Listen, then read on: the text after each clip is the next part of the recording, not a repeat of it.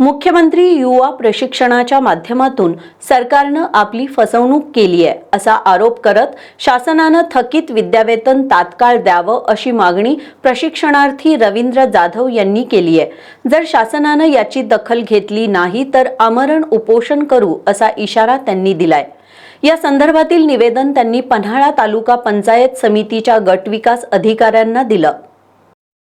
गेल्या 6 महिन्यापूर्वी आम्हाला व्यवस्थित मानधन मिळाले, पण आता 5 महिने आम्हाला मानधनच मिळालेलं नाही। वारंवार पंचायत समिती पन्हाळा गट विकास अधिकारी यांच्याकडे पाठपुरावा करून सुद्धा अद्याप आम्हाला मानधन मिळालेलं नाही। त्यांचे पूर्णपणे दुर्लक्ष आहे।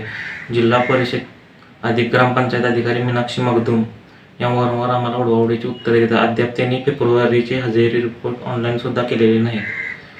तरी मी पंचायत समिती पन्हाळा यांना आमरण उपोषणाचा इशारा दिलेला, अद्याप त्याचे मला उत्तरही मिळालेलं नाही। आज आमचे 30 सप्टेंबर रोजी कार्यकाल संपणार असून अद्याप आम्हाला मानधन नाही। आमच्यावर एक प्रकारचा अन्याय सुरू आहे जाणीवपूर्वक। कोणत्याही अधिकाऱ्यांनी याची दखल घेतलेली नाही।